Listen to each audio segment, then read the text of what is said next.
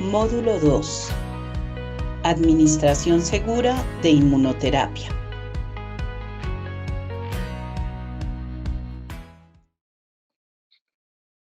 Hola, ¿cómo están?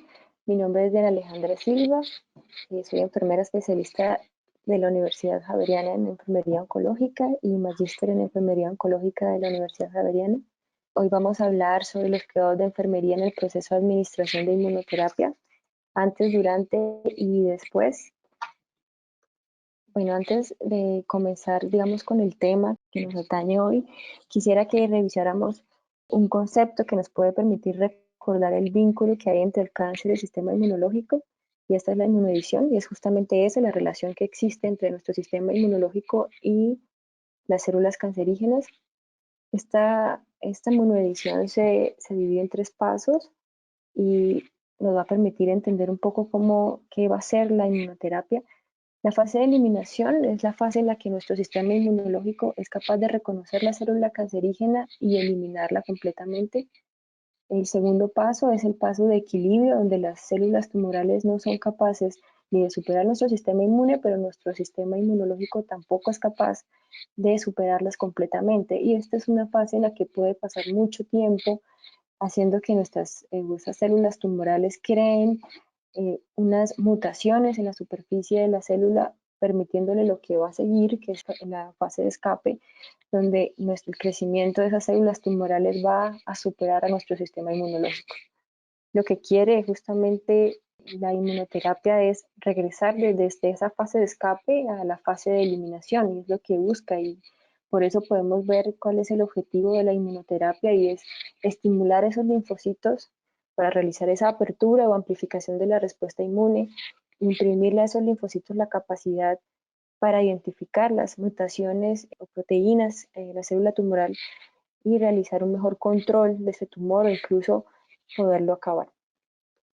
Antes de hablar de ese antes, durante y después, quisiera que viéramos en esta presentación un artículo del 2016 de la Sociedad Americana de Oncología Clínica y la Sociedad Americana de Enfermeras Oncólogas, donde habla sobre los estándares de calidad en la administración de la quimioterapia, y ella hablan en este capítulo, en este artículo, de dominios que nos van a permitir tener una mejor práctica o práctica basada en la evidencia. El primer dominio es el dominio de la creación de un entorno seguro y la dotación del personal para que pueda realizar esta administración de una manera segura, y no solo para el paciente, sino también pues para las enfermeras que van a realizar el procedimiento. El segundo dominio es el dominio de la planificación del tratamiento, es el consentimiento formado del paciente y la educación del paciente. El tercer dominio, que habla de todo lo que tiene que ver con la administración de la medicación. El cuarto dominio, que es el monitoreo y el seguimiento del paciente. Por tanto, pues vemos que para inmunoterapia también existe este antes, durante y después. En el antes vamos a ver algo importante, que es caracterización del paciente, que es muy importante para poder dar los cuidados adecuados. Revisar el tipo de tratamiento que vamos a administrar, cuáles son las habilidades de comunicación que tiene nuestro paciente con nosotros y con el sistema en general, qué red de apoyo tiene el paciente y la educación que vamos a darle a ese paciente ya después de haberlo caracterizado. En el durante, revisar diagnóstico, qué tipo de inhibidor de punto de control vamos a usar, cuál es la dosis correspondiente para este paciente, si este paciente va a tener monoterapia o va a estar en una terapia combinada, y por supuesto valorar la posibilidad de anafilaxia.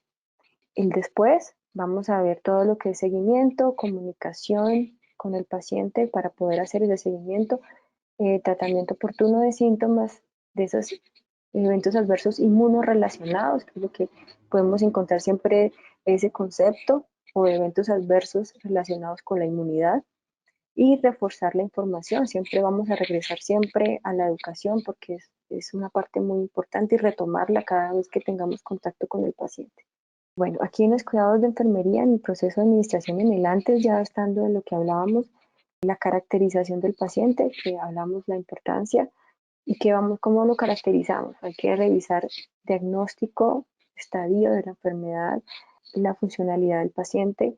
El paciente ha recibido quimioterapia previamente, es importante saber cuál ha sido ese acercamiento que tiene el paciente, no solo con los tratamientos, sino con el sistema y de salud en general y con quienes va a recibir ese tratamiento, con el equipo de salud que lo va a recibir.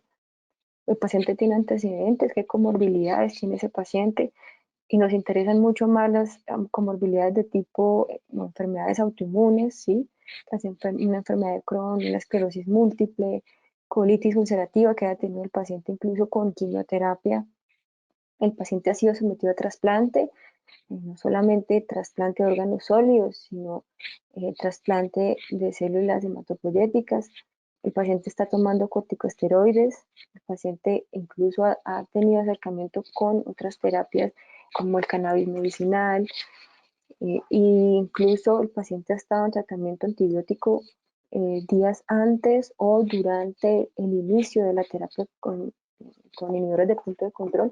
Y les explico un poco eso, y es enfermedades autoinmunes. Vamos a ver que la importancia, y es porque si estamos aumentando la respuesta inmunológica del paciente, pues los pacientes con este tipo de enfermedades autoinmunes pueden hacer efectos secundarios mucho más graves y mucho más rápido de lo que lo podría presentar un paciente que no las tiene.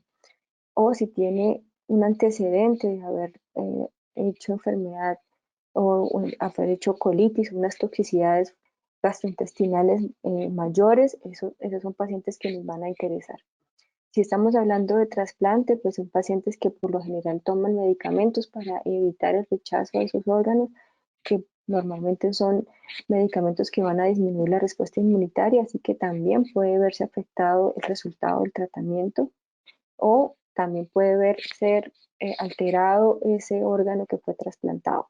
El paciente toma, por ejemplo, cannabis medicinal, y hablábamos que con el boom de las terapias con cannabis medicinal, los pacientes oncológicos hacen mucho uso de ello porque tiene esa indicación de náusea y vómito asociado a quimioterapia, así que y en otras oportunidades lo usan para conciliar el sueño o para la depresión. Bueno, digamos, se está usando en muchas partes, muchas, digamos, fases del tratamiento, y no solo para la náusea y el vómito, así que el paciente puede estar usando este tipo de terapias y nosotros no lo sabemos porque no lo puede compartir. Así que es importante porque el cannabis o el cannabidiol en este caso puede, digamos, alterar esa respuesta inflamatoria en el paciente, y de alguna manera hablan los estudios que puede interferir en el resultado de la medicación. Hablo del inhibidor de punto de control. Entonces es importante tener en cuenta si este paciente está o no usando cannabis medicinal. El paciente usa probióticos, por ejemplo, cuando ha tenido en otras oportunidades diarrea. Es importante también identificarlo. Sabemos mucho ahora sobre la relación entre el microbioma intestinal y el sistema inmunológico, así que una alteración de ese sistema inmunológico podría traernos alguna dificultad. Por tanto, es importante no decirles que no lo pueden hacer, sino siempre decirle y incentivar a que consulte estas otras terapias con su médico tratante. El paciente ha tomado antibióticos y por lo mismo que estamos hablando del microbioma, si el paciente ha estado tomando medicamento como antibióticos en el inicio de la terapia o antes, justo antes del inicio de la terapia, podríamos también alterar esa respuesta que estamos buscando con el inhibidor de punto de control. Así que todas estas cosas son muy importantes caracterizarlas en el momento del contacto con el paciente antes del inicio. Otra cosa que es importante para nosotros es la habilidad de la comunicación que tenga el paciente. Pues la escolaridad, la edad, la comunicación con el personal de salud, si el paciente realmente aceptó el tratamiento, si sabía, si entendió lo que le explicaron en su consulta sobre qué es lo que va a hacer y qué es lo que se le va a administrar, qué tanta comunicación hay de la familia con este paciente. Y en este momento donde hacemos tanta consulta o teleconsulta o teleorientación con el paciente por medios tecnológicos, es importante identificar si el paciente tiene las capacidades para hacerlo de esta manera, o si vamos a tener que sí o sí encontrarnos para hacer un seguimiento posterior. ¿Qué otros datos necesitamos? Pues los datos del tratamiento, comprensión de la estrategia del tratamiento, el paciente firmó ese consentimiento informado, qué tipo de quimioterapia o de inmunoterapia va a recibir. Eso va a ser un agente único, va a ser monoterapia, va a ser una terapia combinada entre dos inhibidores de punto de control, o va a ser una terapia combinada con quimioterapia, con antiangiogénicos, con inhibidores de tirosinquinasa, perdón, o incluso si va a ser usada después de radioterapia. Entonces, todas esas cosas debemos caracterizarlas y tenerlas muy claras antes de iniciar. En el mejor de los casos, el paciente va a llegar con bastantes dudas y eso es interesante porque el paciente se va a ir a su casa con eh, cosas que nosotros hemos podido contestar y no va a ir a la casa, digamos, después de un tiempo a buscarlas en internet, en páginas donde no va a encontrar, digamos, la mejor información. Entonces, si el paciente no tiene todas estas dudas, que nosotros debemos ir guiando esa consulta de enfermería para poderla solucionar y que él se vaya con ellas. Entonces, importante es siempre hablar con el paciente de cuáles son los efectos secundarios que puede presentar, que son importantes que los tenga claros. ¿Cuánto tiempo puede durar la inmunoterapia? Digamos que en el tiempo de tratamiento es importante incentivar a que él pregunte esto a su médico tratante para que él sea quien le resuelva esta duda, que es importante, que muchos pacientes la tienen y nos la van a preguntar muy seguido. Así que es importante incentivar a que el paciente resuelva esta duda con su médico tratante. ¿Cuál es la relación entre cáncer y sistema inmunitario? Es muy importante también decírselo y podemos explicarle todo el tema de la inmunoedición y cómo basalmente nuestro cuerpo lucha contra esas células cancerígenas y que lo que vamos a hacer es a potencializar esta respuesta. Otra cosa que hay que dejar muy claro, y si el paciente ya ha tenido contacto con quimioterapia, hacer la diferencia entre la inmunoterapia y la quimioterapia. ¿Quién puede recibir la inmunoterapia? Hacer énfasis en que ese diagnóstico que él tiene toda la indicación para recibir ese tratamiento. Se pueden tratar personas con enfermedades autoinmunes y cáncer con inmunoterapia. Si el paciente fue formulado es porque hay un riesgo-beneficio importante para que el paciente la reciba. Si la medicación que el paciente recibe para estas enfermedades autoinmunes está haciendo que esto se encuentre regulado, que esta enfermedad sea leve o está muy controlada, seguro que el paciente la va a poder recibir.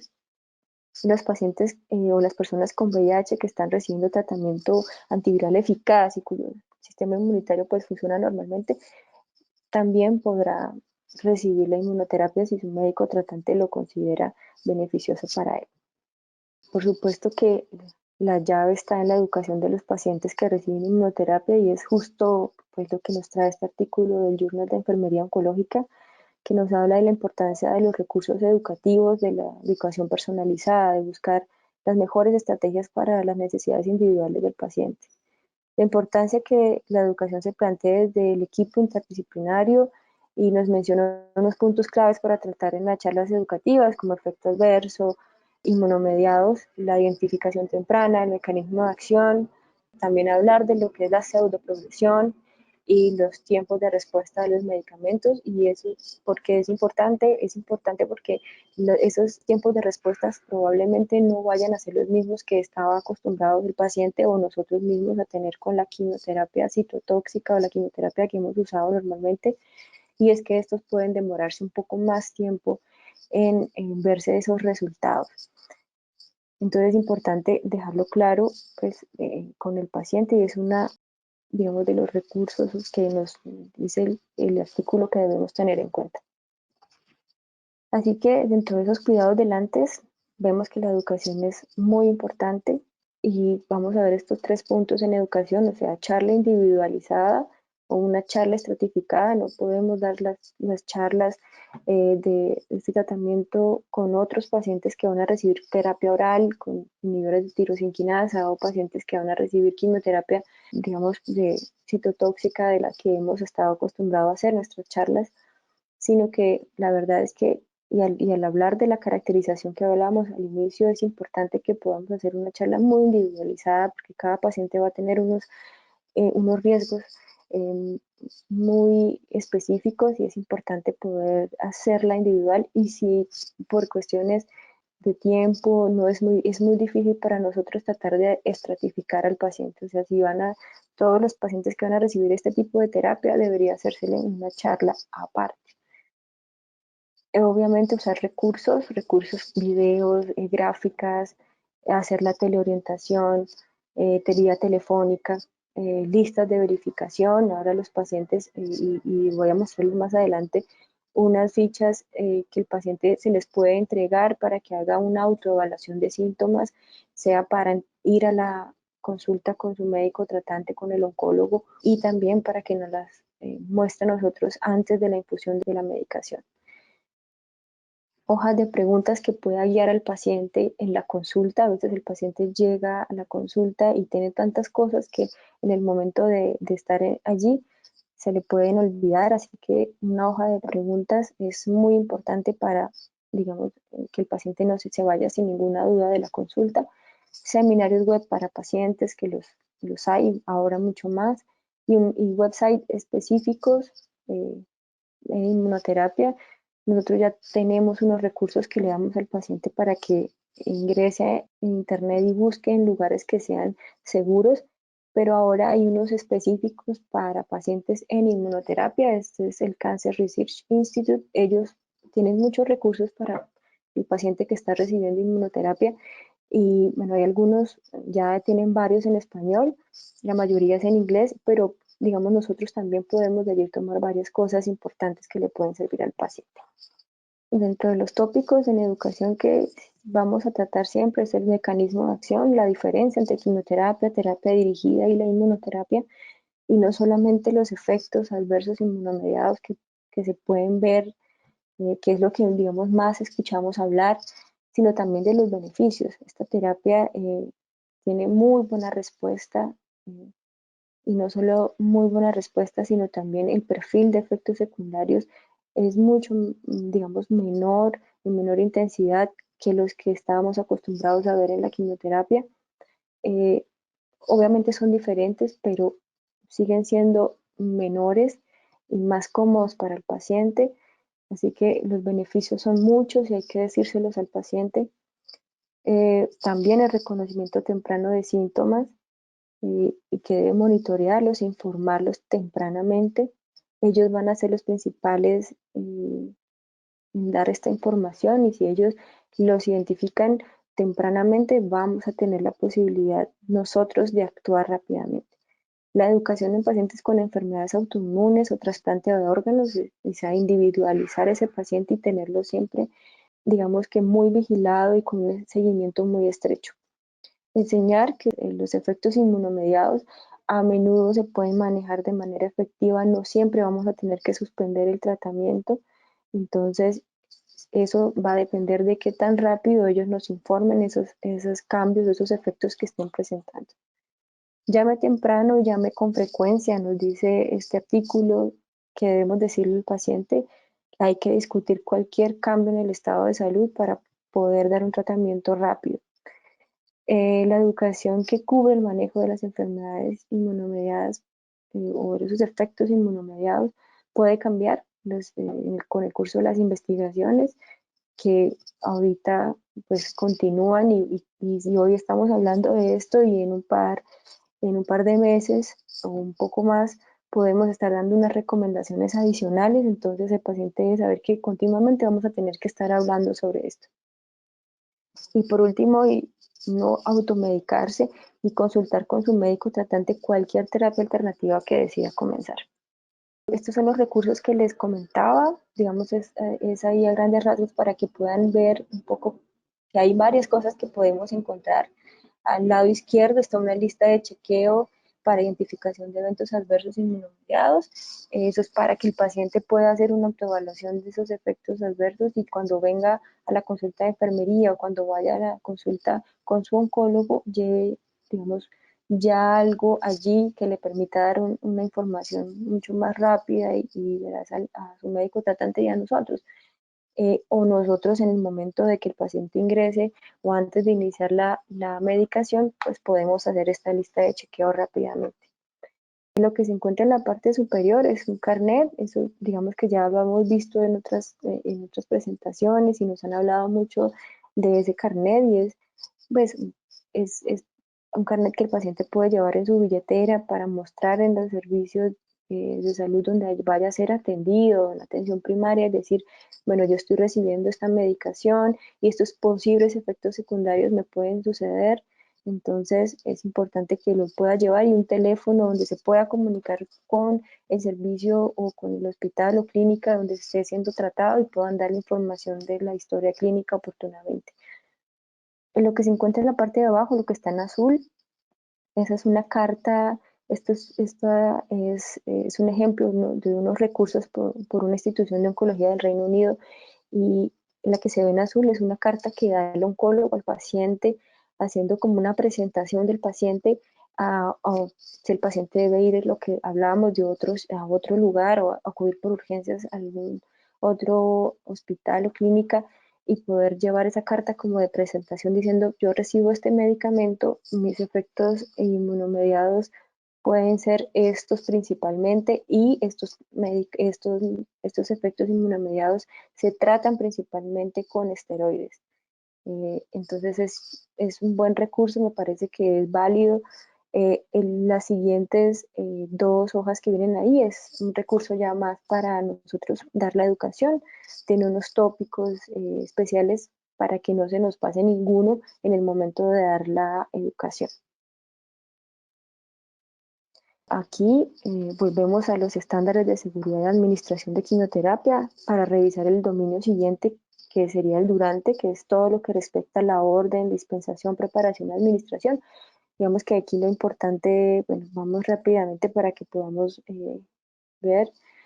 Y bueno, les traigo para esta fase del durante un artículo publicado por el Journal también de Enfermería Oncológica que habla justamente sobre la administración de estos agentes y menciona 4 aspectos importantes. Primero, que las enfermeras clínicas requieren conocimientos fundamentales de las clases de inmunoterapia para entender de forma segura y eficaz cómo, cómo, cómo funcionan.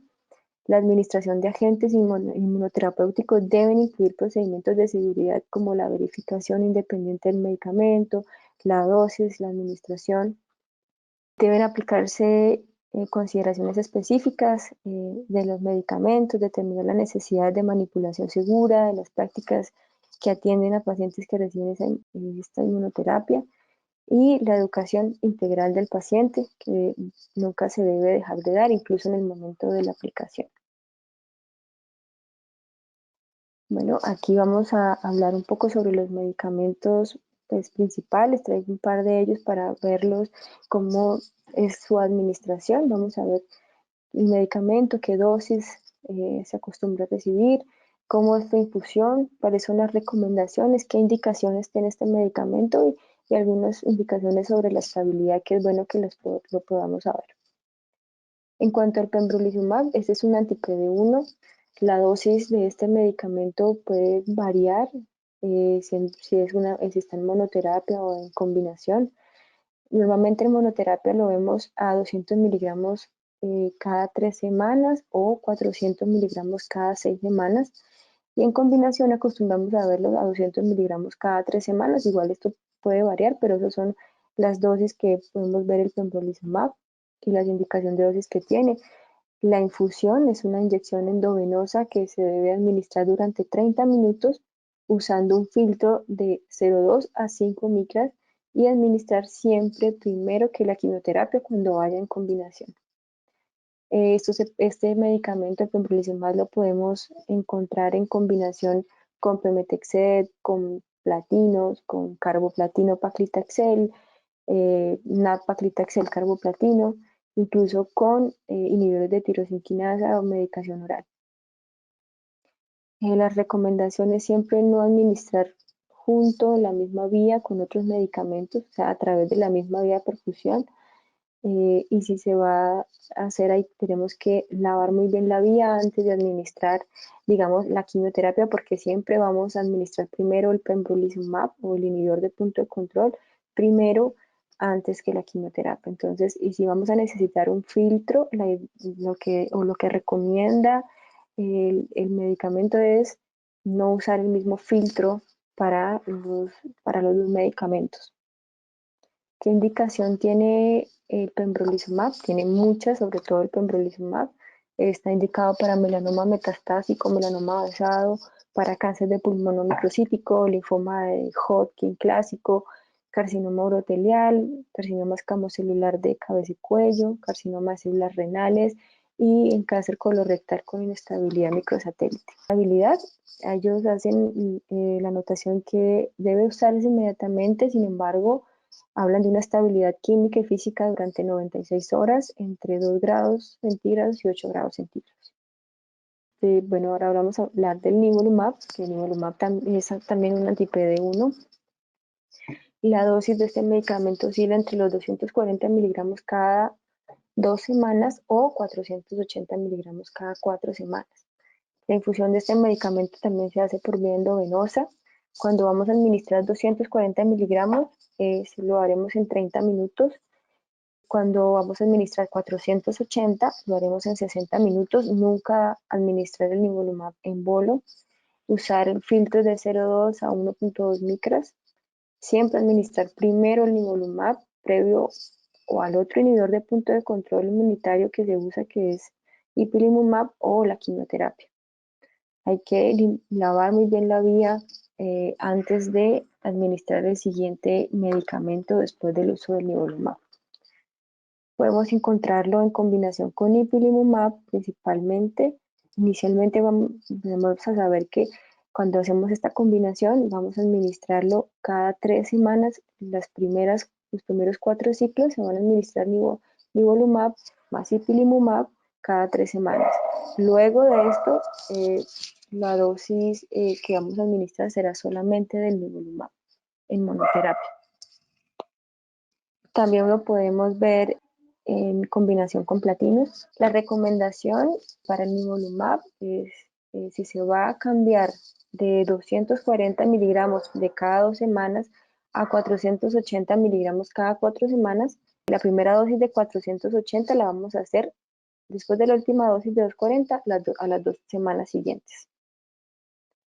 Si vamos a cambiar, por el contrario, de 480 miligramos a 240 miligramos, debemos esperar 4 semanas después de la última aplicación de 480. Otra cosa del nivolumab importante es que se han notificado reacciones graves a la perfusión en combinación con ipilimumab, así que tenemos que tener en cuenta que este medicamento, aunque es poco lo que hablan sobre las reacciones de hipersensibilidad, este medicamento, incluso su inserto, hace una referencia sobre las reacciones de hipersensibilidad con él. La indicación, hablamos para melanoma, cáncer de pulmón no microcítico, linfoma de Hodgkin clásico, carcinoma urotelial, carcinoma de cabeza y cuello, cáncer de esófago y cáncer de células renales. La estabilidad dice que el medicamento en la dilución no debe superar el total de 160 mililitros.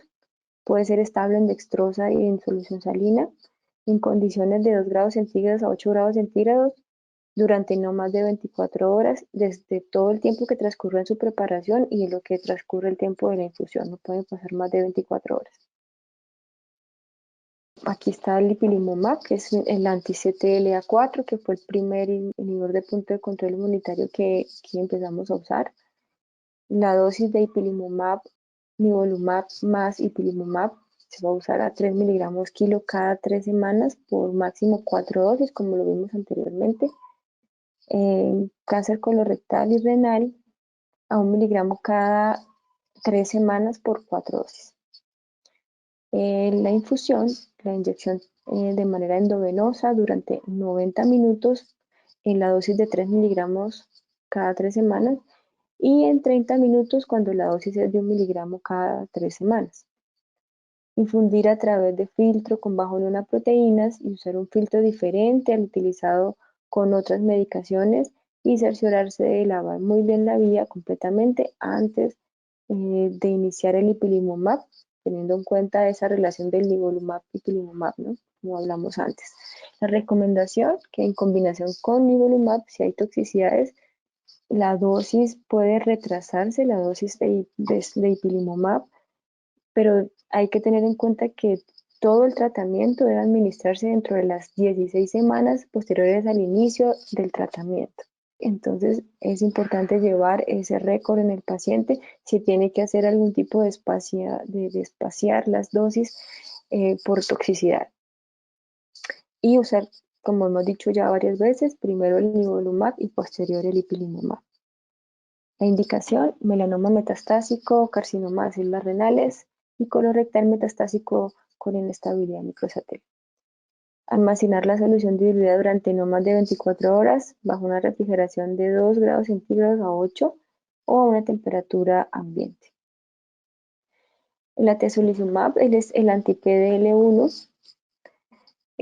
La dosis que se puede usar es 840 miligramos cada 2 semanas.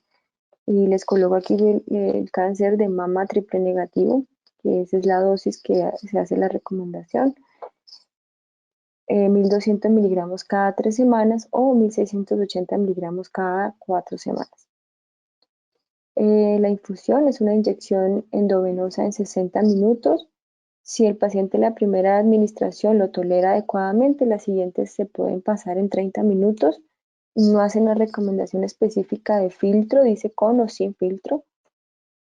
Lo podemos encontrar en combinación con bevacizumab, con paclitaxel o nab-paclitaxel, carboplatino, etupósido. Entonces hay que administrarlo siempre antes de la quimioterapia y también antes del bevacizumab si lo vamos a usar el mismo día. La recomendación, en mama triple negativo, esta dosis de 840 miligramos se usa en el día 1 y en el día 15 del ciclo, y el nab-paclitaxel en el día 1, 8 y 15. Y se administra cada 28 días. Puede causar reacciones en la infusión que pueden ser graves o potencialmente mortales. Hablan de grado 1, grado 2. Cuando, digamos, sucede una reacción en estos, se debe considerar el uso de premedicación para las siguientes aplicaciones. La indicación es carcinoma urotelial localmente avanzado o metastásico, cáncer de pulmón de células no pequeñas, cáncer de mama triple negativo o localmente avanzado metastásico, cáncer de pulmón de células pequeñas y carcinoma hepatocelular. La estabilidad habla solamente en cloruro de sodio del 0,9%, administrarse inmediatamente al ser preparada y se puede almacenar a temperatura ambiente hasta 6 horas desde su preparación o 24 horas de 2 grados centígrados a 8 grados centígrados, lo mismo, no excediendo, contando el tiempo desde la preparación hasta el final de la infusión. También está el avelumab, un anti-PDL1 también. La dosis de este medicamento es de 800 miligramos cada 2 semanas. Se hace una inyección endovenosa durante 60 minutos. Se debe usar un filtro de 0,2 micras. No administrar con otros medicamentos en la misma vía, y vemos que esa es casi una recomendación de todos los inhibidores del punto de control, y es que no deben mezclarse en las líneas de infusión y deben administrarse primero que la quimioterapia o primero que cualquier otro tipo de medicamento, incluso que otro monoclonal. La recomendación es que se debe recibir premedicación con antihistamínicos, con acetaminofén, en al menos las primeras 4 infusiones. Monitorizar signos y síntomas de hipersensibilidad, fiebre, escalofrío, rubor, hipotensión, disnea, sibilancia, dolor lumbar, abdominal o urticaria. Suspender, y habla de una suspensión definitiva si las reacciones son grado 3 o grado 4. La indicación: carcinoma de células de Merkel metastásico, carcinoma urotelial localmente avanzado o metastásico posterior a quimioterapias con platino, y con axitinib en carcinoma de células renales. La estabilidad habla de utilizar una bolsa de 250 mililitros de cloruro de sodio y una estabilidad fisicoquímica para la solución diluida de 24 horas en temperatura ambiente y luz ambiental. Y por último, pues vamos a ver el cuarto dominio, que es el monitoreo o el seguimiento del paciente. Y para esto pues revisamos un artículo de la revista de Seminarios de Enfermería Oncológica que habla sobre los efectos adversos agudos y a largo término asociados a bloqueadores de punto de control inmunológico. En este artículo hablamos de 5 pilares, o hablan de 5 pilares en el seguimiento de esas toxicidades en inmunoterapia, y son prevenir, detectar, tratar y monitorizar. En la mayoría de los efectos secundarios con inhibidores de punto de control se pueden controlar tempranamente y tratar. Dependiendo de la gravedad de esos efectos secundarios, los pacientes pueden recibir esteroides o incluso espaciar las dosis hasta que mejoren. La notificación oportuna es la clave para poder hacer un manejo eficaz y es importante realizar una evaluación minuciosa de los síntomas. Les voy a traer, o aquí les traje como, sé que van a hablar en otra conferencia de los efectos inmunomediados y voy a hablarles un poco de los más importantes y cómo hacerle seguimiento. En la diarrea y la colitis inmunomediada es uno de los síntomas gastrointestinales, perdón, que se presenta más a menudo y normalmente con los anti-CTLA4 o con el ipilimumab, pero son aún mucho más comunes con la terapia combinada. ¿Qué debemos valorar aquí? El grado de diarrea. La intención es siempre hacer esta valoración con la tabla de terminología común de efecto adverso, el CTCAE se llama. Valorar si es grado 1, cuando hay un aumento de 4 deposiciones con respecto al nivel basal por día. En el grado 2, cuando hay un aumento de 4 a 6 S. Y grado 3, cuando hay un aumento de más de 7 veces y que probablemente vamos a necesitar hospitalización. ¿Qué es lo que debemos evaluar? El dolor abdominal, si hay sangre o moco presente en las heces, si hay fiebre, hay que descartar rápidamente si es de etiología infecciosa, pero mientras tanto no vamos a suspender los esteroides mientras esperamos esos resultados porque se puede hacer un efecto rebote de esa diarrea. Educar en aumentar la ingesta de líquidos, instruir para que informen si hay un aumento en la frecuencia de las heces, si son sanguinolentas o se acompañan de dolor abdominal, porque eso pueden ser los signos de perforación intestinal.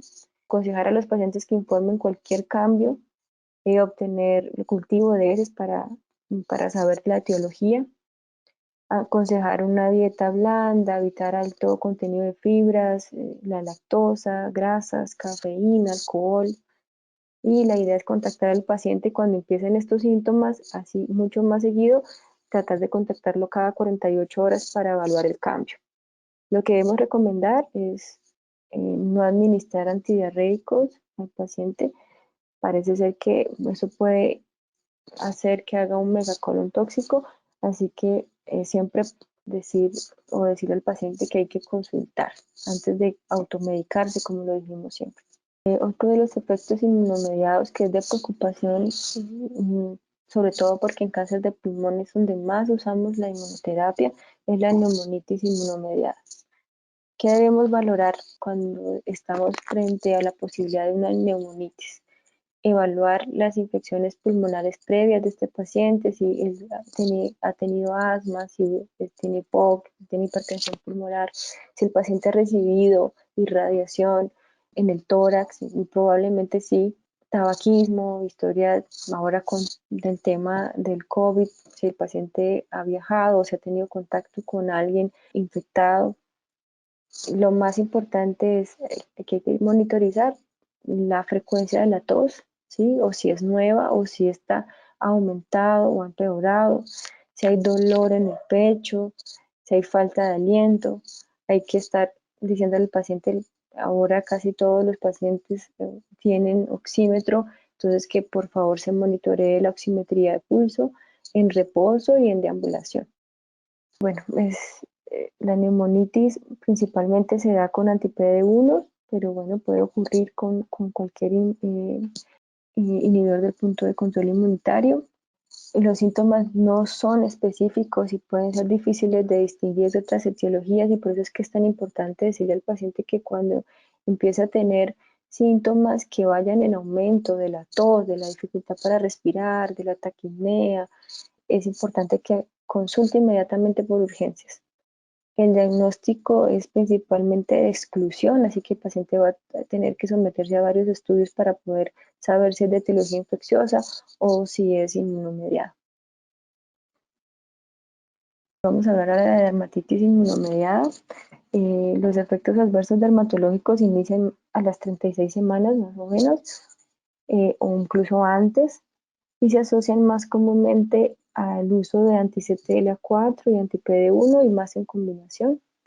Los síntomas más frecuentes son erupción maculopopular, prurito, vitiligo. Incluso el vitiligo es una de las reacciones que nos va o está asociada a mejor efecto de la inmunoterapia. También puede haber prurito sin erupción.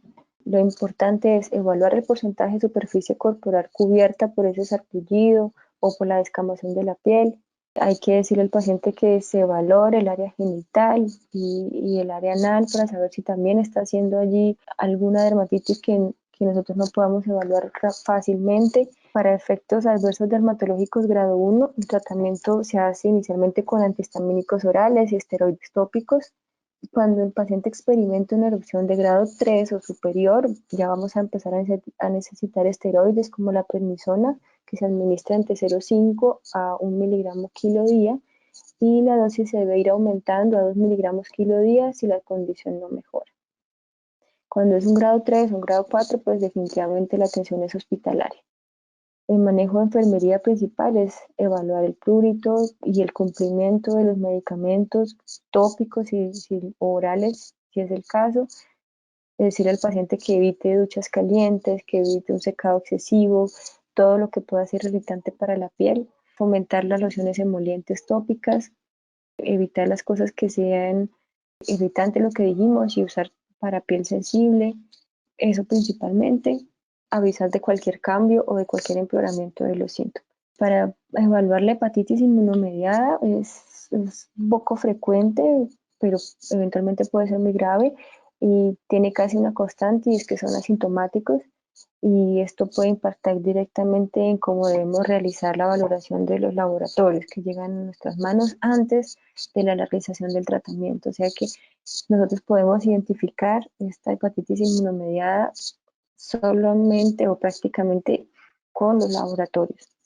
Evaluar transaminasas y evaluar bilirrubinas especialmente.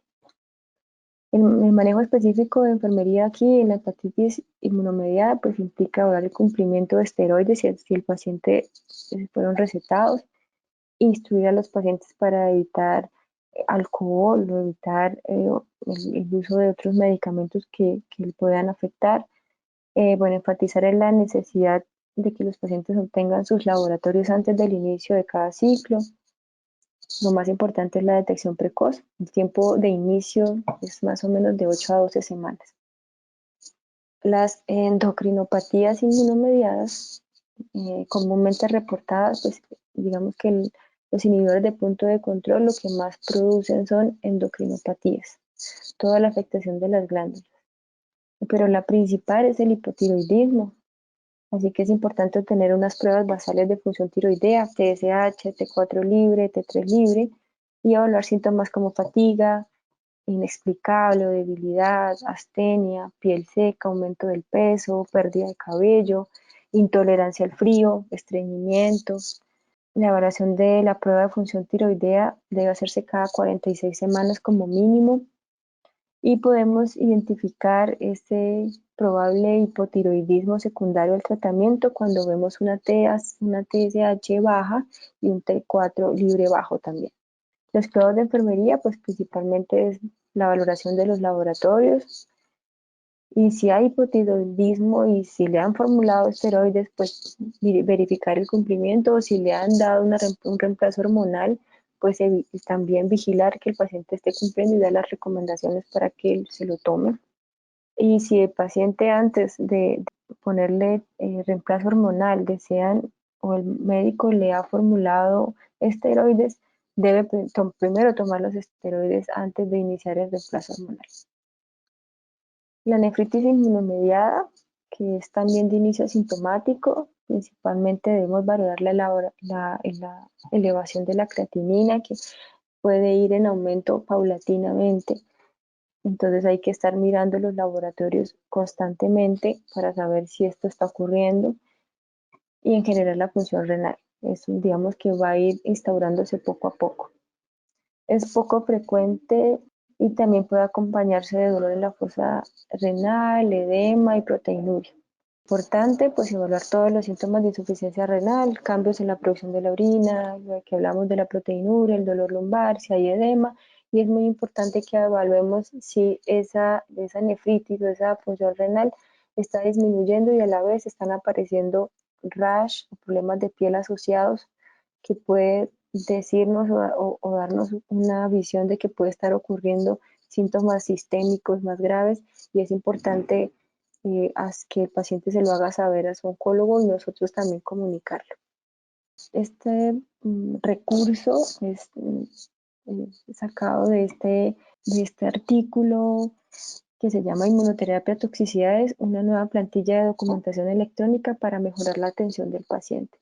Y es un recurso que usan estas enfermeras americanas, es electrónico, la enfermera lo va diligenciando a medida que el paciente llega a la administración del medicamento o a la consulta de enfermería y este documento o esta ficha electrónica va a ir hilada al CTCAE y al finalizar de la enfermera diligenciarlo va a darle como un informe de cuáles son los efectos, en qué grado están y cuáles son los de mejor, lo que hay que hacer más vigilancia. Así que esto puede ser un recurso bastante importante que podríamos revisar en el futuro para tenerlo y hacerles un mejor seguimiento a estos pacientes. Y bueno, terminamos con nuestra exposición y les quiero dejar una frase de una enfermera oncóloga y es que las nuevas terapias ofrecen a la enfermería oncológica un nuevo desafío y aceptaremos este desafío con la seguridad y la calidad de vida como nuestras principales motivaciones. Fue un placer haber estado aquí con ustedes. Muchas gracias.